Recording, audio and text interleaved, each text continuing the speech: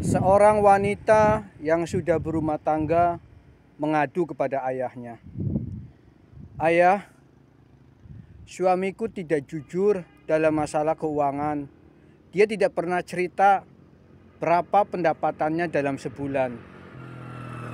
Saya hanya dikasih untuk kebutuhan belanja sehari-hari.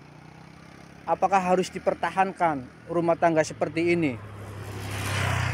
Ayahnya terdiam. Lalu wanita itu kembali bertanya, "Ayah, saya minta pendapatmu.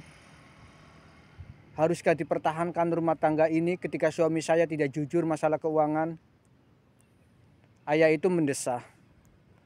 "Apakah betul kamu ingin tahu jawaban ayah, nak?" "Betul, ayah." Lalu laki-laki tua itu pun berkata, "Nak, kamu bisa kuliah, bisa sampai sarjana, itu juga karena ketidakjujuran ayah dulu dalam mengelola keuangan. Ayah tidak jujur, pendapatan ayah sebulan ada berapa. Ayah hanya ngasih untuk ibumu kebutuhan belanja sehari-hari. Sisanya ayah tabung untuk biaya pendidikan kalian semua. Kalau ayah jujur, pendapatan ayah ada berapa, maka pasti akan diminta semua oleh ibumu. Dan nanti ketika kalian mau masuk sekolah, masuk kuliah, ibumu tidak mungkin keluar untuk membiayai itu. Tidak mungkin mengeluarkan uang untuk biaya itu. Pasti bilangnya tidak punya uang.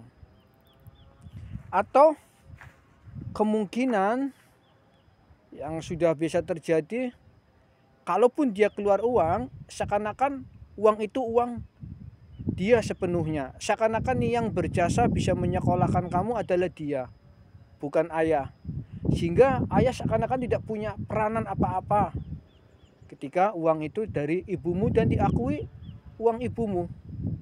Itu kenapa dulu ayah tidak jujur tentang keuangan. Tapi yang pasti tidak pernah ayah menggunakan uang penghasilan ayah untuk kesenangan pribadi. Tidak pernah sama sekali. Bahkan bisa kamu lihat, 5 tahun sekalipun belum tentu ayah beli baju baru. Semua ayah simpan baik-baik untuk masa depan kalian, termasuk merenovasi rumah ini. Kalau ayah jujur, mungkin ayah tidak pernah bisa merenovasi rumah ini.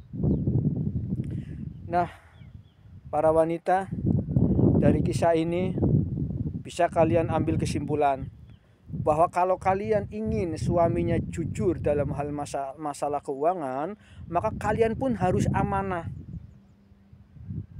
Kalian pun harus amanah atas pemberian yang diberikan oleh suami kalian. Kalau ada, bilang masih ada. Jangan sampai uang simpanan masih banyak, kalian bilang sudah habis. Dan selain amanah, juga ketika suamimu butuh uang, entah itu untuk keperluannya, untuk membantu orang tuanya, membantu keluarganya, kalian harus enteng saja mengeluarkan itu. Kalau kalian berat mengeluarkan itu dan malah pura-pura uangnya sudah habis, tidak ada uang, maka suami pun tidak akan mempercayakan semua uangnya diberikan kepada Anda.